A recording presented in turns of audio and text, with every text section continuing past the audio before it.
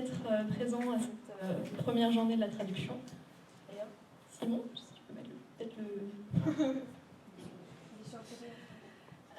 Du coup, c'est une journée organisée par le Master Métier de l'Écriture. Donc, pour dire juste 2 mots de cette formation, c'est l'une des premières formations en France de ce type, avec Paris et Le Havre. C'est une formation qui a été créée donc, il y a 3 ans, même pas tout à fait, en fait, on commence là la 3e année. Et du coup, donc, dans cette formation, on va aborder différents métiers de l'écriture, donc par exemple scénariste, biographe, animateur d'atelier d'écriture et surtout écrivain.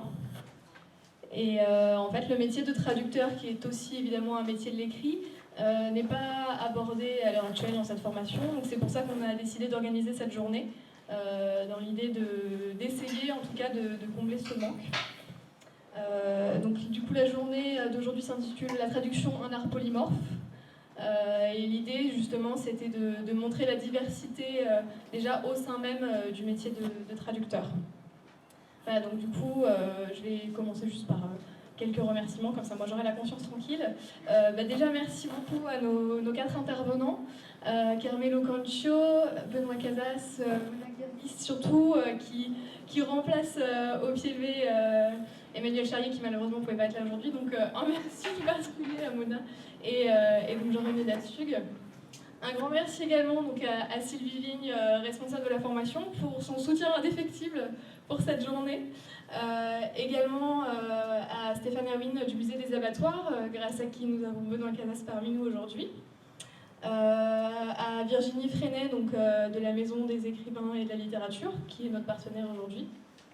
Et enfin, toute l'équipe donc des étudiants qui a participé à l'organisation, donc Julie Bonnet, Simon Verdière, Katharina Proust, Nick Newt et Julien Thion.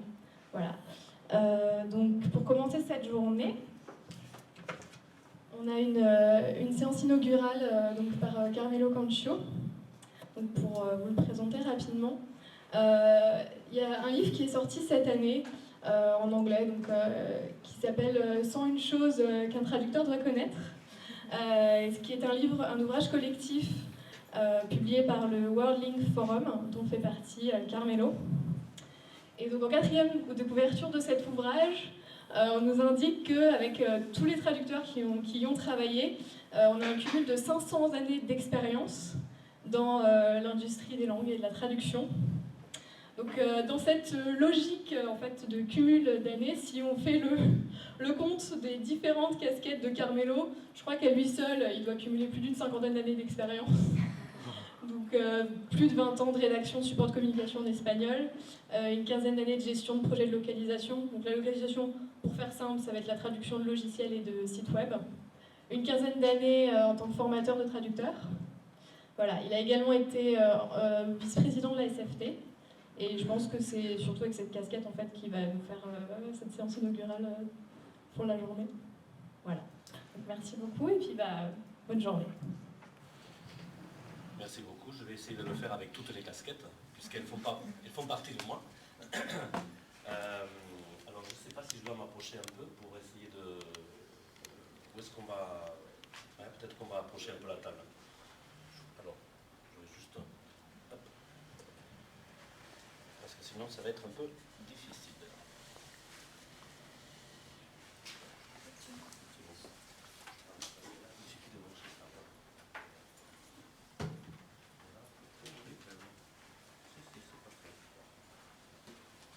Voilà, comme ça vous allez voir. Oui, bien sûr que ça marche. Voilà. Oui, je vous remercie effectivement de cette présentation. Je suis un peu surpris effectivement parce que le livre est en anglais, le dernier, et il n'est pas... Enfin, si, il commence à faire un peu de bruit, mais c'est vrai que je ne cumule pas à moi tout seul une 50aine d'années d'expérience, ou alors effectivement, c'est pas des années complètes. Mais oui, ça fait très très longtemps que je suis traducteur avec un parcours qui, je n'ai pas le propos aujourd'hui, donc a évolué dans le temps, bien évidemment, et que je suis également enseignant en traduction, et que je forme des traducteurs nouvelles, mais également des traducteurs expérimentés en formation continue, notamment par des actions au sein de la Société française des traducteurs, effectivement.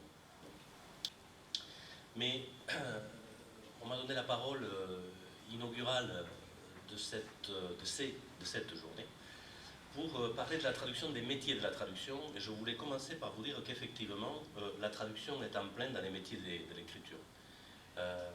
S'il y a quelque chose qu'on oublie trop facilement, c'est de penser à la traduction non pas comme un métier des langues étrangères, mais comme un métier essentiellement de la langue dans laquelle on écrit. Et la plupart des étudiants, lorsqu'ils s'intéressent justement aux études de la traduction, sont attirés par ce côté exotique des langues étrangères, des cultures étrangères. Et je leur rappelle toujours qu'effectivement, ce qu'on va leur demander, ce n'est pas d'écrire dans ces langues-là, c'est d'écrire dans leur langue. Et que être traducteur, ça veut dire de maîtriser parfaitement cette langue-là, qui est l'outil de travail quotidien du traducteur, comme il est également pour l'interprète, mais uniquement dans ses modalités orales. Et donc le traducteur doit non seulement maîtriser la langue, mais je dirais maîtriser une panoplie complète de registres de langue. Il se doit d'être à la limite plus exigeant et avoir une maîtrise davantage importante que l'écrivain qui, lui, a le choix, à chaque fois, de la façon de dire. Même avec ses propres limitations, tout le monde a ses propres limitations, dues à ses connaissances, l'écrivain a le choix. Le traducteur n'a pas le choix. Le traducteur est un imitateur. Le traducteur est quelqu'un qui va devoir utiliser la langue pour dire ce qu'il n'aurait pas dit lui-même. Et de la façon dont il n'aurait pas dit lui-même. Donc, le niveau d'exigence du traducteur, si j'ose dire, est encore plus élevé que celui de l'écrivain. C'est un écrivain multifacette, polymorphe, c'est un imitateur. Et en tant qu'imitateur, il est avant tout un observateur. Et en tant qu'imitateur, il se doit de reproduire, non pas de produire de façon tout à fait originale. Alors, il y a bien évidemment une certaine partie d'originalité dans le travail du traducteur. On y viendra au cours de cette journée, parce que justement, j'ai bien compris que ce qui vous intéresse dans les métiers de l'écriture, c'est surtout l'originalité. Et j'aborderai essentiellement cette question de l'originalité cet après-midi, lorsqu'on abordera le sujet de la tradaptation.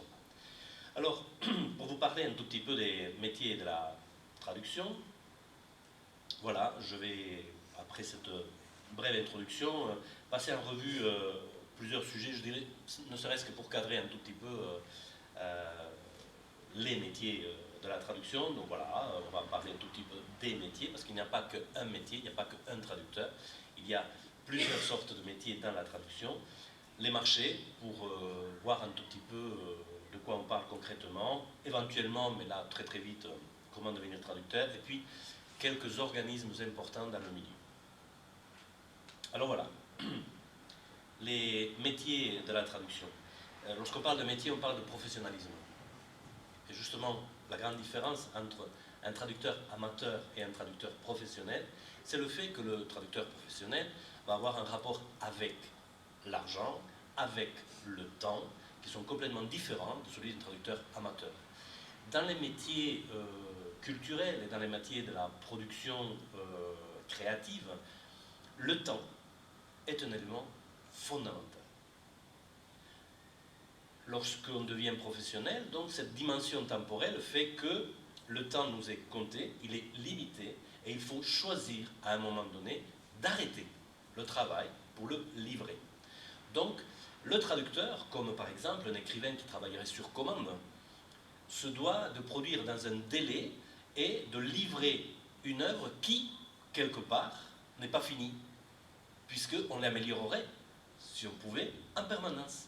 Et d'ailleurs, ça nous arrive très très souvent, je pense que tous les traducteurs ont cette expérience-là, de se dire, voilà, après avoir fini une traduction finie, c'est-à-dire livrée, certaines fois elle est publiée, d'autres fois elle est devenue un film, d'autres fois on revient sur des choses, et oh là là là là, là, si j'avais pu, je l'aurais dit comme ça, ah oui, maintenant j'ai la réponse, etc. Voilà, vous voyez, donc on n'en finit jamais, jamais, mais le professionnalisme fait qu'il faut à un moment donné, voilà, arrêter et livrer.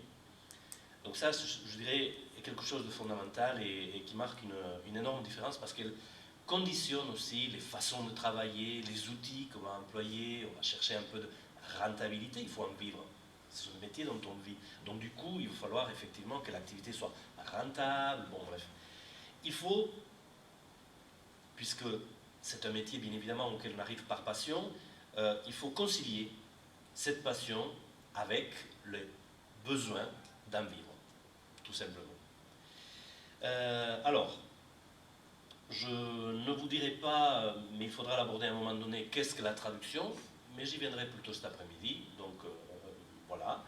Par contre, quelques idées reçues, je dirais, contre lesquelles il faudrait combattre, sont par exemple l'opposition entre traduction littéraire et traduction technique. D'abord, les deux termes sont inexacts et inappropriés. Ce qu'on appelle traduction littéraire, c'est souvent traduction de livres. Or, dans l'édition, la littérature représente moins de 5%. Si on parle de traduction littéraire, à proprement parler, on devrait se référer uniquement, excusez-moi, je suis espagnol, hein, donc ça m'arrivera de temps en temps d'avoir des glissades comme ça. Donc il arrive effectivement d'entendre parler de traduction littéraire pour faire allusion à la traduction éditoriale, et c'est donc bien évidemment un terme abusif dans la mesure où la traduction littéraire devrait uniquement faire allusion à la traduction de littérature, d'œuvres de littérature, alors que dans le milieu éditorial, 95% de la production, ça va être des livres de recettes de cuisine, des livres d'informatique, des manuels pas scolaires, mais universitaires, des livres de philosophie, des livres pratiques sur beaucoup de choses, si vous voulez, et très très peu, c'est-à-dire ce que représente réellement la production littéraire dans le monde de l'édition, c'est-à-dire peu de choses, environ, voilà, grosso modo, 5% de la production. Donc, on ne devrait pas parler de traduction littéraire, mais plutôt de traduction éditoriale. C'est un terme beaucoup plus juste, si vous voulez. Mais la traduction éditoriale renvoie à un monde, je dirais, où effectivement, la grande majorité n'est pas une production à but artistique. Mais bon, bref, simplement pour simplifier, je dirais, il faut au moins être pertinent sur la terminologie, réserver les traductions littéraires à la traduction d'œuvres littéraires, et parler de traduction éditoriale pour la modalité de traduction qui consiste à traduire des livres dans le milieu éditorial. Ensuite, qu'est-ce qu'on appelle, par opposition, on a développé le terme de traduction technique. Et là encore, je dirais, je ne peux que m'insurger contre un terme qui est vraiment pas du tout approprié dans la mesure où la traduction technique renvoie à une thématique, à une technicité, si vous voulez. Or, un livre, je reviens à la traduction éditoriale, d'informatique peut être très technique. Un livre d'ingénierie peut être très technique. Même si vous traduisez un livre de littérature, de la théorie de la littérature, c'est très technique. Technique littéraire. Donc en fait, la technicité, ça n'a rien à voir avec la modalité d'exercice. On est en train d'opposer, quand on parle des traductions littéraires et des traductions techniques, d'un côté, un mode d'exercice qui est la traduction de livres, en réalité, à une modalité qui est purement thématique. Or, ça n'a strictement rien à voir. Donc du coup, c'est un terme qui n'est pas du tout approprié non plus. Moi, je parlerais plutôt de traduction pragmatique. C'est-à-dire une traduction qui est faite pour, je dirais, la vie courante, pour le monde des affaires, pour la bonne marche des institutions. Voilà. Une autre idée reçue, le traducteur traduit des textes. Et on entend parler en permanence des textes qu'on traduit, des textes qu'on traduit, des textes qu'on traduit. Il n'y a que dans le milieu éditorial, et exclusivement, je dirais, dans le milieu littéraire, où on traduit des textes. Dans tous les autres milieux, on traduit des documents qui comportent des images, qui comportent des films, qui comportent des sons. Comment peut-on dire, quand on traduit un film, qu'on traduit un texte? L'image a une importance prépondérante dans un film. Sans l'image, le texte n'est rien. Le texte est là pour servir l'image, pour faire un tout. Donc on ne traduit pas des textes, on traduit des documents. Et donc il faut essayer de sortir de ces idées reçues, je dirais, de la traduction comme ça, qui pullulent et qui font beaucoup de mal en réalité. Une autre idée reçue, c'est qu'il n'y a qu'une seule bonne traduction. Alors là, je pense que vous êtes très sensible. Comme il n'y a pas une seule bonne façon de s'exprimer, il existe des façons de s'exprimer différentes quand on exprime une idée. Et d'ailleurs, la création expressive est basée sur cette possibilité de varier et d'enrichir avec des formulations différentes la pensée. En traduction, c'est exactement pareil. La pensée d'un auteur qui a été exprimée d'une certaine façon a été exprimée de cette façon-là, on le verra cet après-midi, parce qu'il s'adresse à un public précis. Si le même auteur s'était adressé à un public différent, il aurait varié, changé lui-même la façon de s'exprimer. Comment l'auteur qui traduit ne peut-il pas obligatoirement modifier la façon d'exprimer les choses, puisqu'il s'adresse obligatoirement à un public différent? Donc du coup, oui, il n'y a pas qu'une seule façon de traduire, il y a des façons, des bonnes traductions différentes, je dirais, parce qu'il y a des formes d'expression différentes, des sensibilités différentes, des auteurs tout simplement différents, qui ont des expériences et des maîtrises linguistiques complètement différentes. Donc du coup, effectivement, tout cela est réel et existe. Après, très rapidement, je passerai en revue, pour qu'il n'y ait pas de confusion. On a parlé de localisation. Il existe des modalités d'exercice des métiers de la traduction. La traduction englobe en fait beaucoup de métiers. Et donc, on va y trouver par exemple la traduction à proprement parler, qui renvoie à tout ce qui est production écrite de documents qui à la base étaient pour la plupart écrits. Il existe également une traduction écrite, si vous voulez, des documents audiovisuels ou des documents audio uniquement, mais bon, c'est plutôt rare. Comme il existe le contraire, une traduction orale de documents. On appelle ça la traduction à vue. Mais bon, habituellement, la traduction, c'est la production écrite. On va dire ça comme ça. L'interprétation, elle, est la production orale. Et normalement, de discours. Bien. Localisation, on l'a vu, ça renvoie essentiellement à l'adaptation de produits logiciels, que ce soit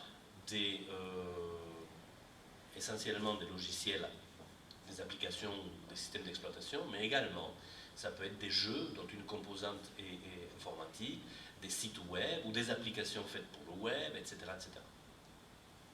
Le doublage, ça ne s'applique qu'au milieu audiovisuel, en principe, et c'est vraiment le processus complet qui consiste à faire une version linguistiquement différente, mais orale également, d'un film qui était dans une autre langue. Et pour cela, il y a une partie de traduction, comme il y a une partie de jeu d'acteurs dans le doublage. Le sous-titrage, qui consiste effectivement à mettre des sous-titres à un film. Le surtitrage, qui est utilisé surtout dans le spectacle vivant, donc le théâtre, l'opéra par exemple, essentiellement, et on l'appelle surtitrage, c'est exactement comme le sous-titrage, sauf que c'est en haut, parce que si on le met en bas, le spectateur ne le voit pas. Donc on le place en hauteur sur la scène. Après, il y a des traducteurs qui se spécialisent, tout simplement des linguistes qui ne deviennent jamais traducteurs et qui se spécialisent dans la terminologie, et qui sont des terminologues.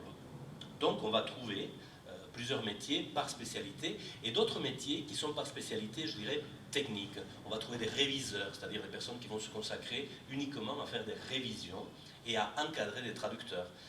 Comme on trouve par exemple dans le milieu éditorial des correcteurs qui ne font que des corrections, qui ne sont pas des auteurs à proprement parler, parfois oui, parfois non.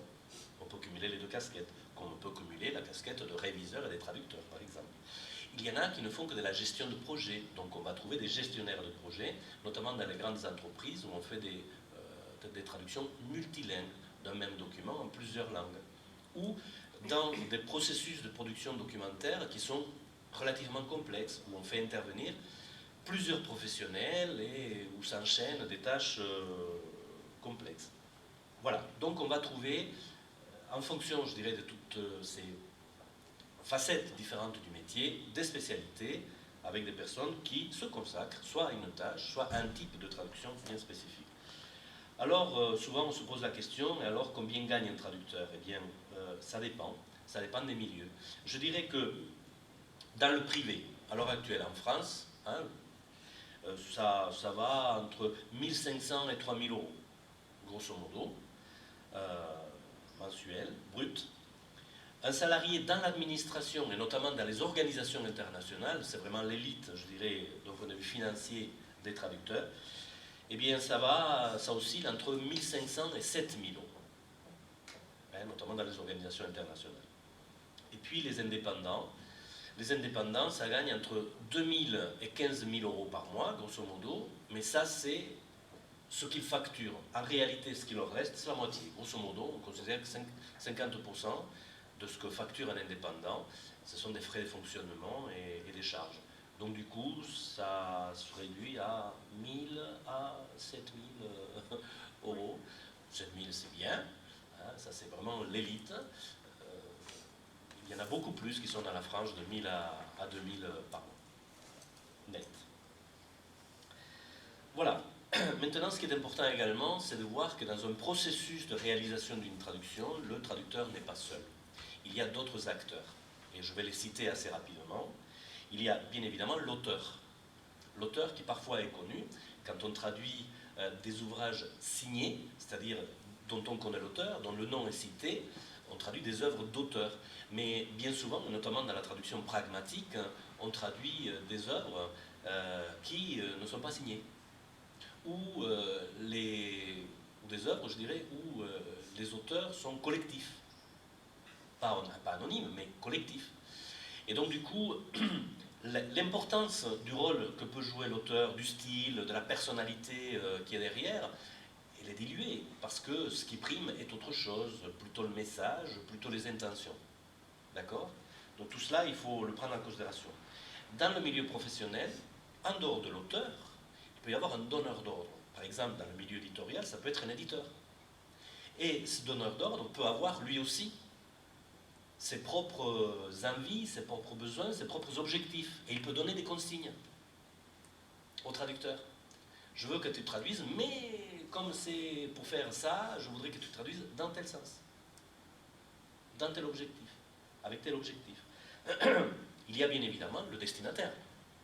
C'est, voilà, je dirais, s'il y a un acteur qu'on oublie probablement trop souvent, c'est lui. Pourquoi? Parce qu'il n'est jamais présent, parce qu'il ne dit jamais rien pendant le processus. Alors que normalement, il se manifeste après, trop tard, quand la traduction est faite, quand elle est finie, quand elle est livrée, quand elle est publiée. Et le traducteur qui ne prend pas en considération le fait qu'il y a un destinataire qui ne se manifeste pas à ce moment-là, mais qui va se manifester à un moment donné, est un traducteur qui prend énormément de risques, parce qu'on écrit toujours pour quelqu'un. Si on n'est pas capable de savoir, de se faire une idée précise de pour qui on écrit, on ne peut que mal écrire. Donc le destinataire est bien évidemment fondamental. Beaucoup de traducteurs, notamment dans le milieu professionnel, traduisent sans poser la question « pour qui ?» Quelqu'un leur commande une traduction et ils ne se posent pas la question « pour qui ?» C'est gravissime. C'est gravissime. Il peut y avoir des intermédiaires commerciaux qui également peuvent avoir, je dirais, leur mot à dire dans le processus. Il peut y avoir des tierces parties, comme des organismes professionnels, des organismes certificateurs, etc., qui peuvent eux aussi avoir une influence et un poids. Bref, tous ces acteurs-là peuvent à un moment donné exercer, je ne dirais pas des pressions, mais certaines contraintes dans les choix que fait le traducteur. Et il ne faut pas les oublier. Très rapidement, je brosse, parce qu'on n'a pas, c'est vraiment quelque chose de très très rapide, mais ça vous donne des pistes de réflexion probablement intéressantes, mais ça nous permet également de cadrer les métiers de la traduction. Quels sont les marchés? Je dirais que pour faire très très très simple, il y a trois marchés, trois grands secteurs principaux.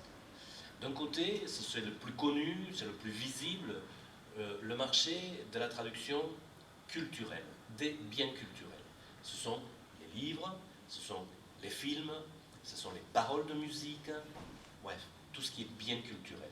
Ce sont également, je dirais, les spectacles vivants, le monde du spectacle. Hein, ce sont des biens culturels.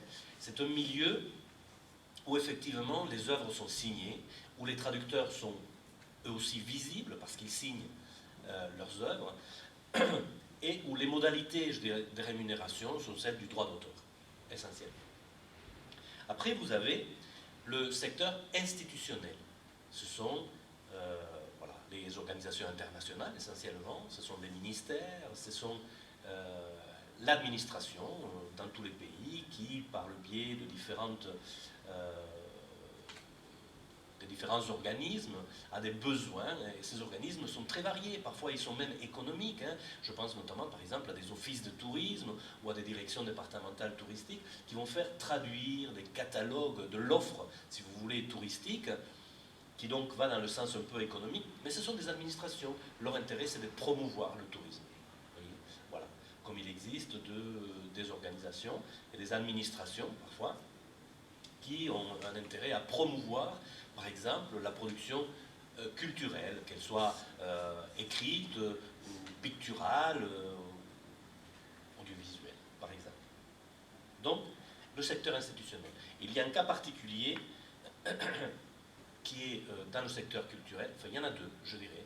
Il y en a un qui me tient particulièrement à cœur, parce que dans le CETIM, on est très sensible à ça. Le CETIM, donc l'école des traducteurs du Mirail, c'est l'interprétation en langue des signes. Elle est institutionnelle parce qu'à l'heure actuelle, l'interprétation en langue des signes est bien souvent, un peu trop souvent, mais encore beaucoup, je dirais, liée au milieu social. C'est une activité sociale. C'est l'activité qui permet à des handicapés, puisqu'on les considère comme ça, c'est-à-dire des personnes qui n'entendent pas, tout simplement, de pouvoir suivre une scolarité, de pouvoir se former, de pouvoir faire une vie normale en allant chez le médecin, en se faisant comprendre d'un médecin, en allant à la sécurité sociale pour pouvoir faire des papiers, etc., etc. Donc les interprètes en langue des signes travaillent beaucoup dans ce milieu-là, et ça reste encore, je dirais, une activité qui est largement subventionnée par les institutions, et donc très liée aux ressources que chaque pays consacre à ses activités sociales. Donc il y a des pays où l'interprétation en langue des signes est plus développée qu'en d'autres, tout simplement parce que l'État consacre davantage de ressources. Soyons clairs. Et puis, une autre situation un peu particulière, c'est celle des traducteurs experts, qui ne sont pas fonctionnaires, qui vont travailler pour une administration particulière, qui est l'administration de la justice, et qui vont travailler avec une particularité qui est qu'ils vont être nommés, comme tous les experts, par une assemblée de magistrats qui se réunit un jour et qui décide de les nommer experts. Sur une base purement de, je dirais, un dossier qui se présente, sans autre élément. Voilà. Et qui ont la particularité donc de travailler à ce moment-là dans un marché qui est fermé, captif, qui est celui de la justice. Voilà. Et puis enfin, le troisième secteur, donc il y a le secteur, on va dire, culturel, institutionnel, et le secteur marchand. Le secteur marchand qui est le plus, je dirais, dynamique, le plus vaste de tous et le plus caché également. Mais à l'heure actuelle, vous n'avez qu'à regarder un tout petit peu, la plupart des appareils que l'on utilise ont été produits, fabriqués à l'étranger pour pouvoir être vendus en France. Il y a eu des contrats qui ont été passés avec différents distributeurs, par exemple en France, et ils ont été traduits. Il y a une production donc avec des notices, des modes d'emploi, des interfaces qui ont été traduites, etc. etc. Bon, c'est ce milieu-là, le milieu marchand. Après, je ne regarde pas trop l'heure, mais je devrais peut-être. Vous me dites si on est... je dois mon téléphone. Parce qu'il y a un planning, un programme à tenir. Hein, il faudrait peut-être que je ne le dépasse pas. Les modes d'exercice des métiers de la traduction sont très divers et ils couvrent vraiment toute la panoplie, je dirais, de modes d'exercice possibles à l'heure actuelle. On peut être salarié dans tous les milieux, hein, très peu dans le milieu culturel, enfin on peut l'être, et on est surtout indépendant. Et en tant qu'indépendant, on peut avoir, je dirais, des modes d'exercice assez différents. On peut être auteur, à ce moment-là être rémunéré en droit d'auteur.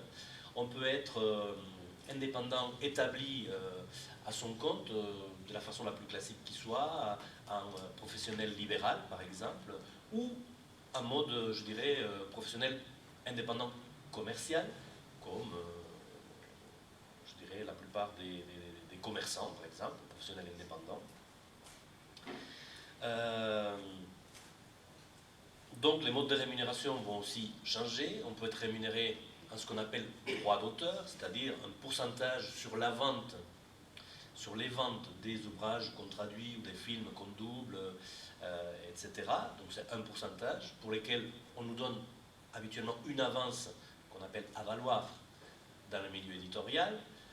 Et puis après, en fonction des ventes, quand on dépasse le montant de cet avaloir, on touche un pourcentage qui est négocié et qui fait l'objet d'un contrat. Ça, c'est la rémunération par droit d'auteur.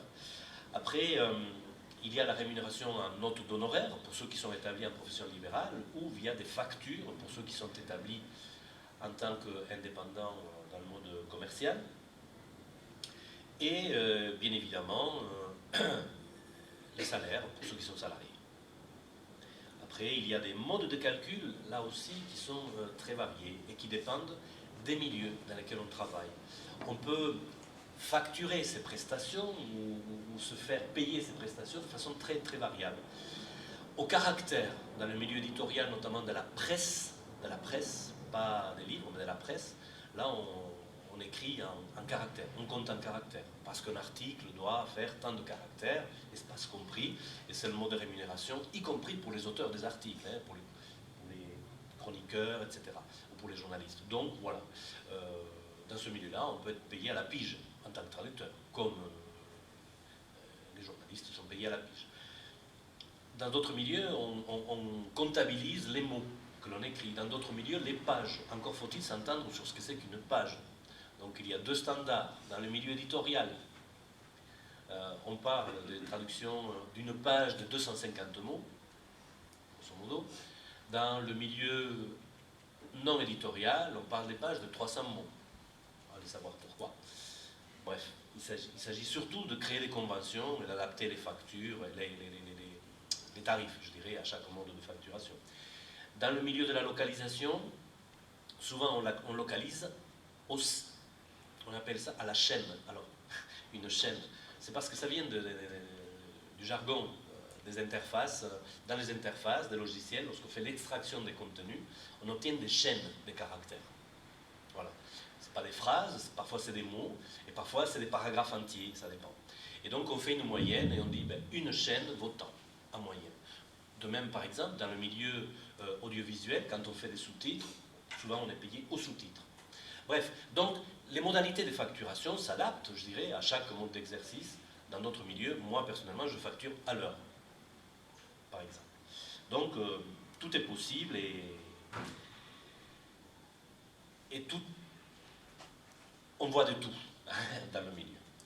Après, bon, comment devenir traducteur, c'est peut-être pas le moment de le faire, mais très rapidement, il faut avoir les compétences, bien évidemment. D'abord, si vous êtes francophone en français, moi qui suis hispanophone en espagnol, bien évidemment.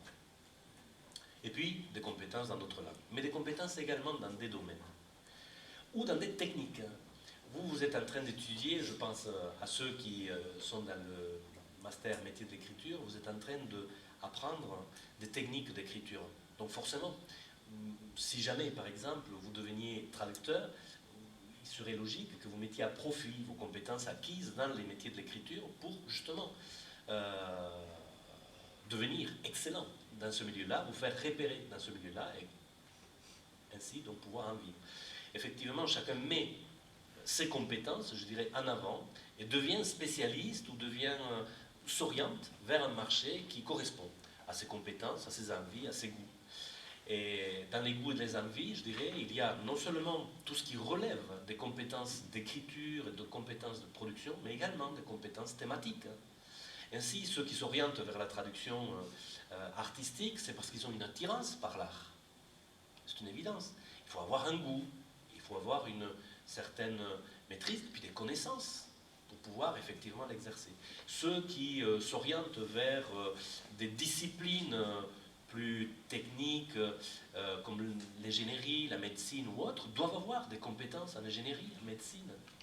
Sans quoi on ne pourrait pas. Comment traduire un atlas d'anatomie si on ne connaît pas l'anatomie? Pour connaître l'anatomie, il faut faire des études. Ça ne s'invente pas.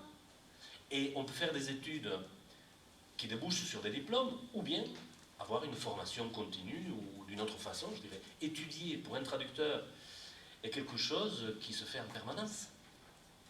On n'arrête jamais d'étudier et de se former. On n'arrête pas. Voilà, donc voilà pour les compétences. Bien évidemment, il existe des formations, il en existe de plus en plus, en France et ailleurs. Je vous dirais juste voilà, qu'il faut connaître, si jamais ça vous intéresse, l'AFUM, qui est l'Association française des formations universitaires au métier de la traduction, et qui regroupe l'ensemble des formations universitaires à la traduction. Donc là, il y a un site, et bien évidemment, on a des liens vers toutes les formations à la traduction en France, et éventuellement connaître l'existence d'un label européen, maintenant pour les métiers de la traduction, qui s'appelle le label EMT, European Master in Translation, qui est donné à des formations de type master, qui forment à la traduction selon un cahier de charges qui correspond aux critères de la délégation générale à la traduction de l'Union européenne. Ce master a été créé à la suite d'un autre master qui existait, pardon, d'un autre label qui existait déjà, qui était le European Master in Interpretation, donc pour les interprètes, qui était le premier label créé pour les toutes premières formations. D'accord? Voilà. Enfin, quelques organismes incontournables en France, la Société française des traducteurs, SFT, l'ATLF, Association des traducteurs littéraires de France, qui regroupe, comme son nom ne l'indique pas, tous les traducteurs éditoriaux, pas forcément littéraires. La CNET, la Chambre nationale des entreprises de traduction, qui est un organisme qui regroupe essentiellement des entreprises de traduction. L'UNETICA, Union nationale des experts traducteurs et interprètes près les cours d'appel, qui est l'organisme qui représente spécifiquement les traducteurs et interprètes experts près les tribunaux, sachant que la SFT regroupe tout le monde. Donc on trouve à la SFT, si vous voulez, des traducteurs de tous les milieux, aussi bien littéraires et éditoriaux qu'experts, que des interprètes, que des localisateurs, etc. Donc c'est la plus généraliste, on va dire, de tous, et la plus... c'est l'organisme qui est le plus important en nombre d'adhérents. Hein. La SFT, c'est 1400 adhérents à l'heure actuelle. Pour vous donner un exemple, il y a à la SFT plus de 200 traducteurs experts qui en sont membres, et à l'heure actuelle, l'UNITICA représente 250 adhérents. Donc ça vous donne, voilà, c'est à peu près équivalent. La FILS, là, pour la langue des signes, c'est l'Association française d'interprètes en langue des signes. La PEC et la PCE, alors là, on n'est plus dans le milieu de la traduction, mais dans le monde de la création de l'entreprise. Hein.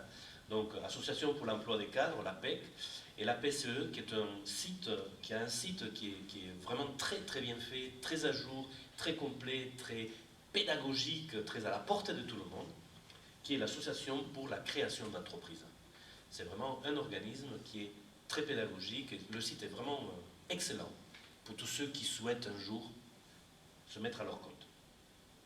La Direction générale de la traduction de l'Union européenne, avec le site donc, très long, hein, voilà.